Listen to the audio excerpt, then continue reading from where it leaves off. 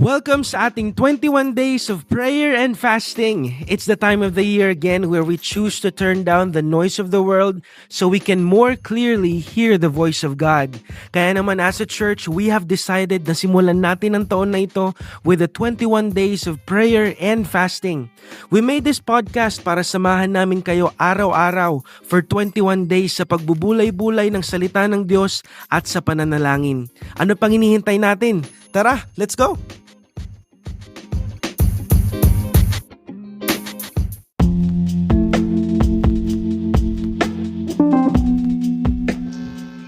Hello JTG fam!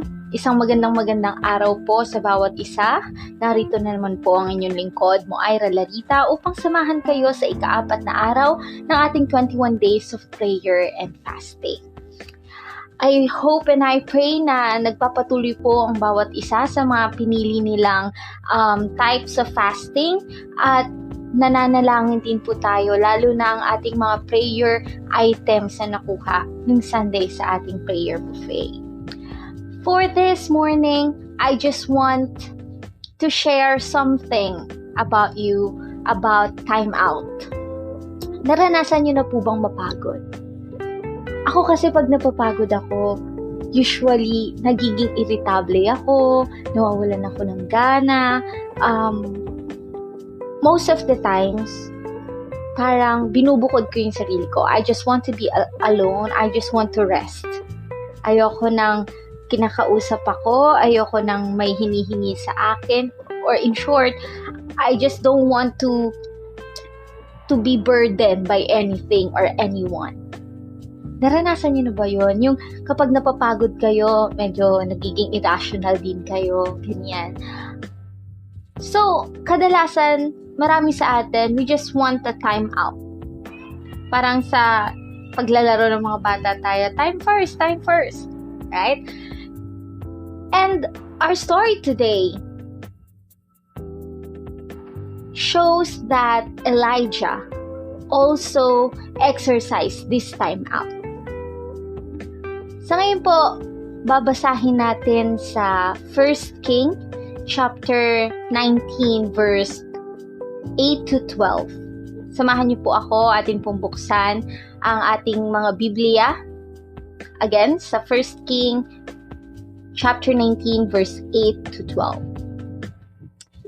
Bigyan ko lang po kayo ng konting background bago natin ito basahin. Noong mga panahong ito, ang hari po ng Israel ay si Haring Ahab. At si Haring Ahab ay hindi sumasamba kay Yahweh. Ang sinasamba niya po ay si Baal. Sa katunayan, marami po sila noong mga propeta. I think it's 250 or more than that. Mga tinatawag nilang propeta ni Baal. At pinapapatay ni Ahab at ng asawa niyang si Jezebel ang mga propeta ni Yahweh. So, ang ginawa ni Elias at that time, kinausap niya si Ahab. Sabi niya, tipunin mo lahat ng mga tao, maghandog tayo sa ating mga Diyos at tingnan natin kung sino talaga ang tunay na Diyos. So, sabi niya, magpatay ka ng toro, magpapatay din ako ng toro, tapos maghanda kayo ng gatong. Pero wag niyong aapuyan, wag niyong sisindihan.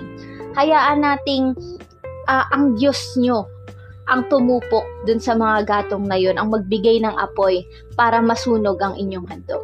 At ganun din naman ang gagawin ko, sabi ni Elijah sa kanila. So, ginawa nga ni Haring Ahab yung sinabi ni Elijah.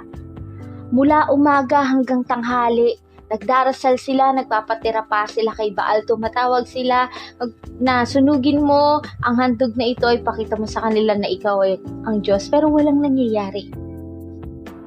To the point na sinugatan na nila yung kanilang mga sarili sa pamamagitan ng espada dahil yun yung kinagawian nila. Parang nag-aalay na sila ng sarili nilang dugo. Pero wala pa rin nangyari. At that time, hinahamak na sila ni Elijah. Sabi ni Elijah sa kanila, baka natutulog lang yung Diyos nyo o baka naman may ibang pinuntahan. Yan, baka naman nagmumuni-muni lang, sabi ni Elijah. Sige pa, lakasan niyo pa yung tawag sa kanya. Pero dumating, nagwakas yung oras ng paghahandog.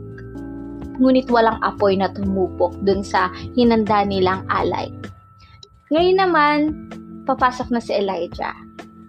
si Elijah ay nag-utos sa kanyang mga tagasunod na buhusan ng tubig yung panggatong. Imagine that. Susunugin nila yung handog pero pinabuhusan niya ng tubig yung panggatong. Not once, not twice, but thrice. Tapos, nanalangin si Elijah sa Panginoon. Sabi niya, Panginoon, ipakita mo sa mga taong ito na ikaw ang tunay na Diyos. At umapoy yung panggatong. Dahil doon, inutos ni Elijah na patayin yung mga propeta ni Baal. Ang mga tao that time naniwala sila na oo nga, si Yahweh nga ang tunay na Diyos. So, nag-approve sila na patayin yung mga propeta ni Baal. Nagkaroon lang ng consequence yung ginawang ito ni Elijah. Dahil nagalit si Jezebel. Sobrang nagalit ang asawa ng hari. Kaya naman sinabi niya, lubusan sana akong parusahan ng mga Diyos kung sa ganitong oras bukas ay hindi pa kita napapatay. Yun ang sinabi niya kay Elijah. So within 24 hours, ang goal ni Jezebel ay patayin si Elijah. So natakot si Elijah. Kaya tumakas siya papunta sa Beersheba na sakop ng Juda. At babasahin po natin ito mula sa verse 4 para magkaroon po tayo ng consistency sa ating story.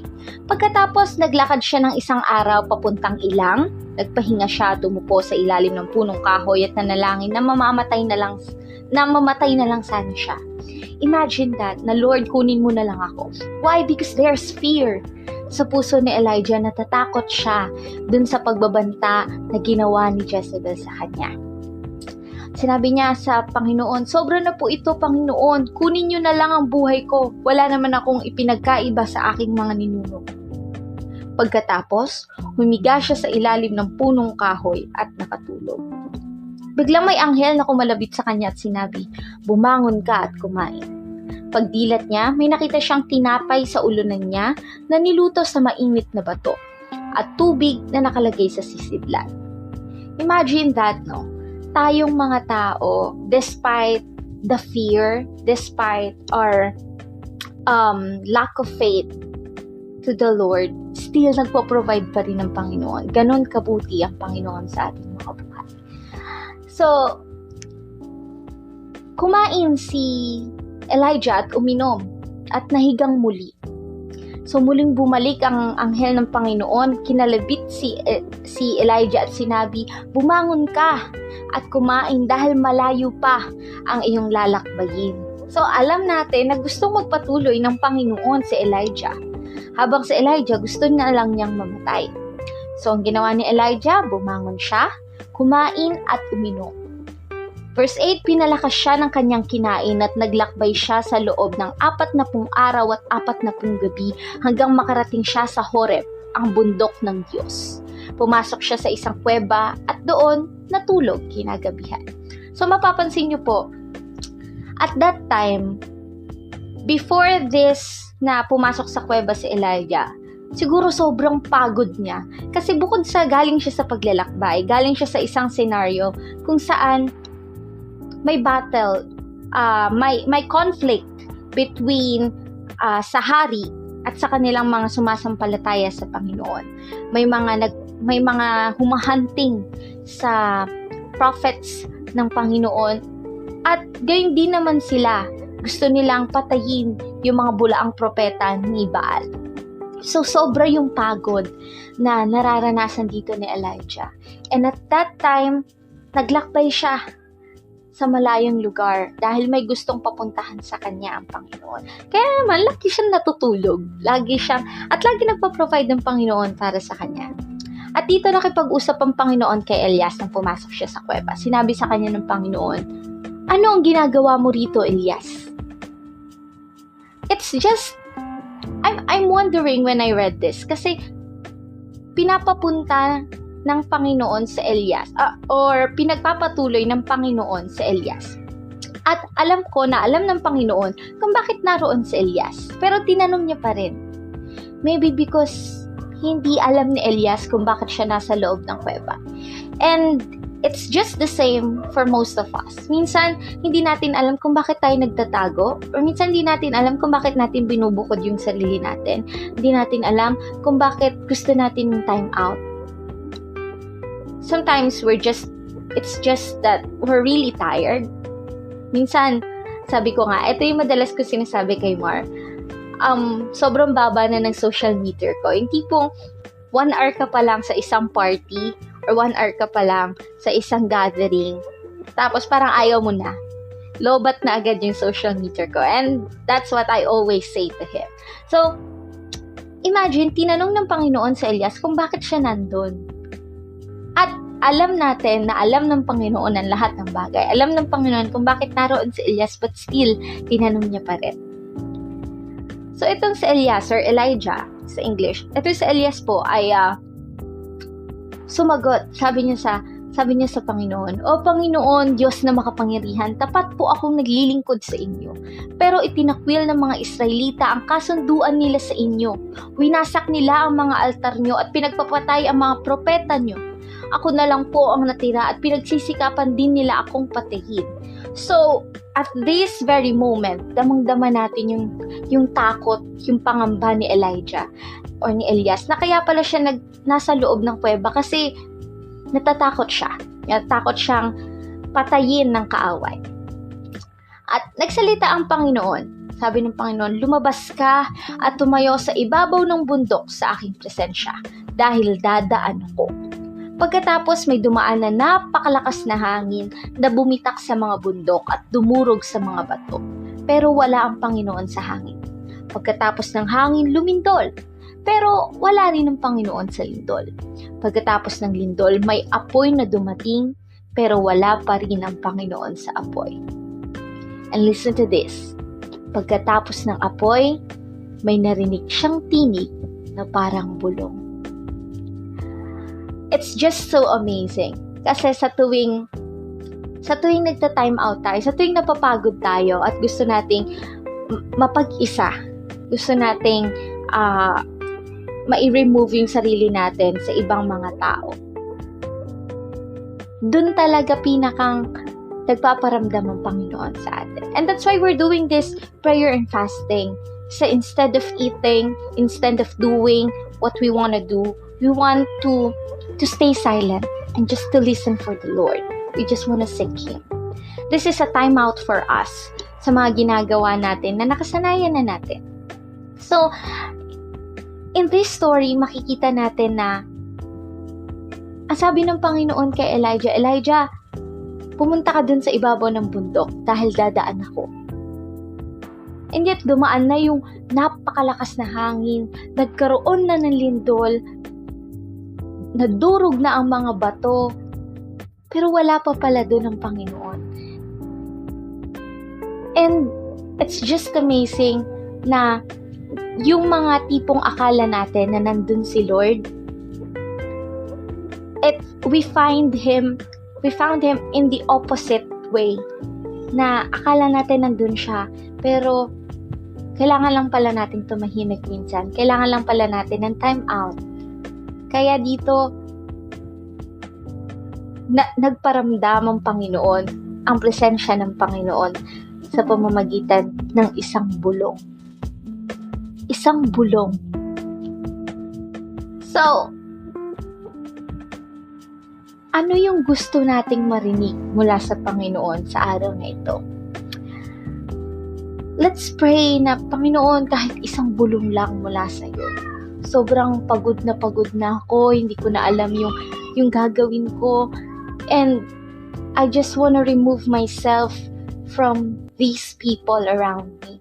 Pero alam naman natin na hindi yun dinesign ng Panginoon.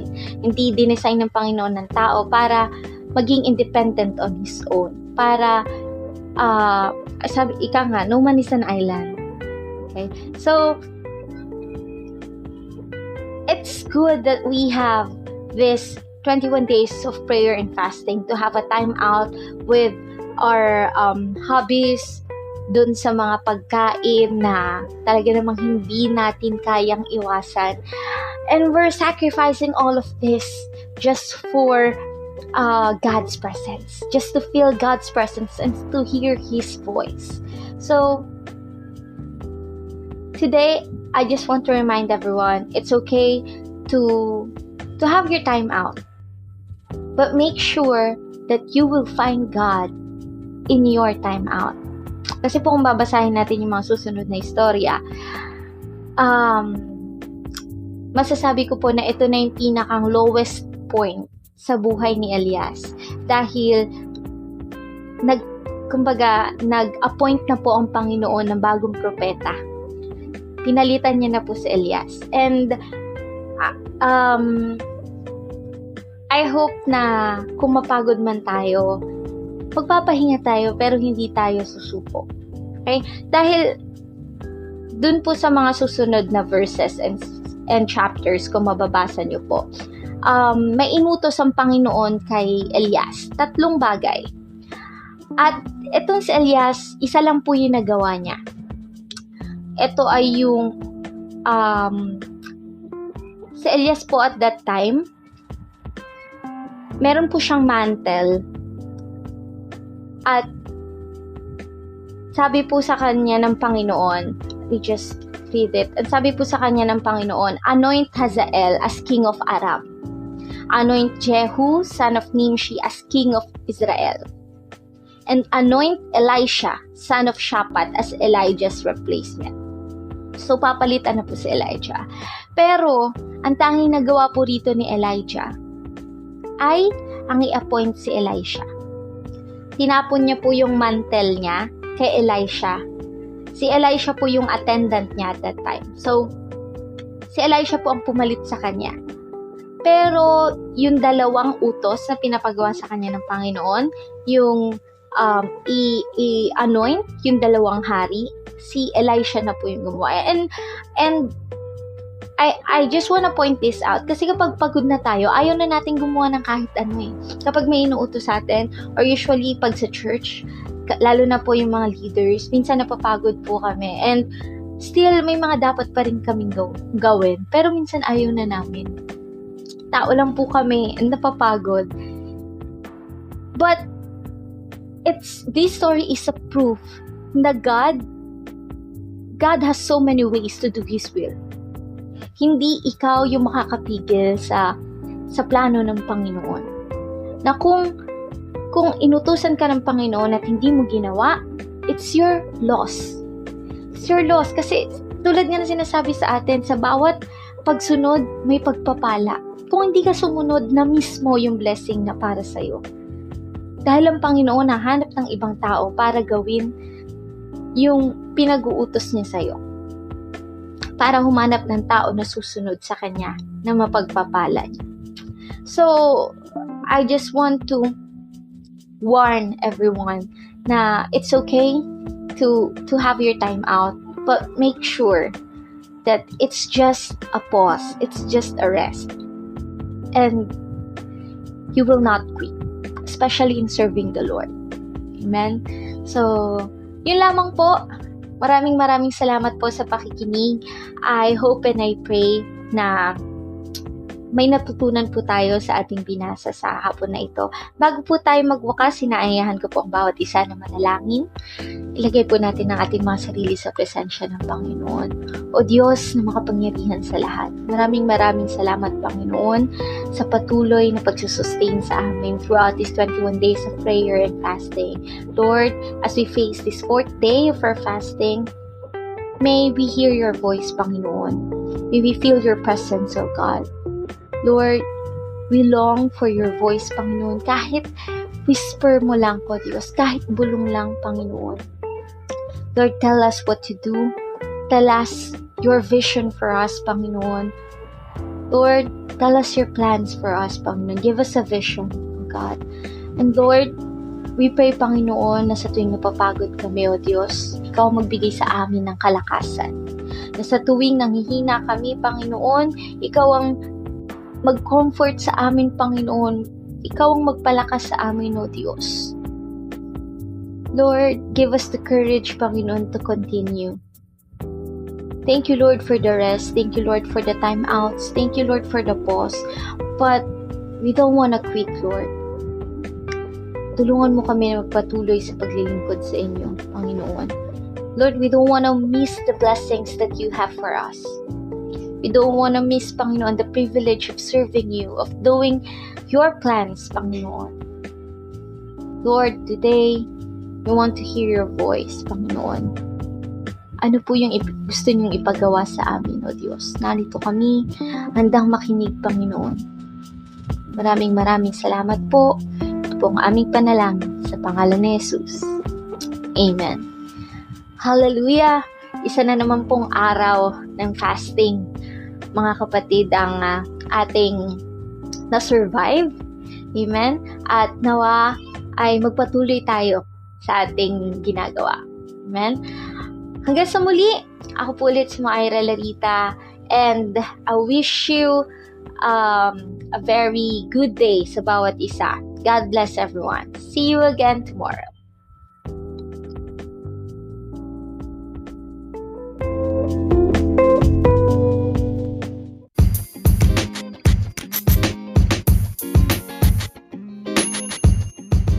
Thank you for listening to our podcast. If you want to hear more from us, follow us on our social media platforms on Facebook and YouTube, and search for JTG Cainta Church. Have a great day. Stay blessed.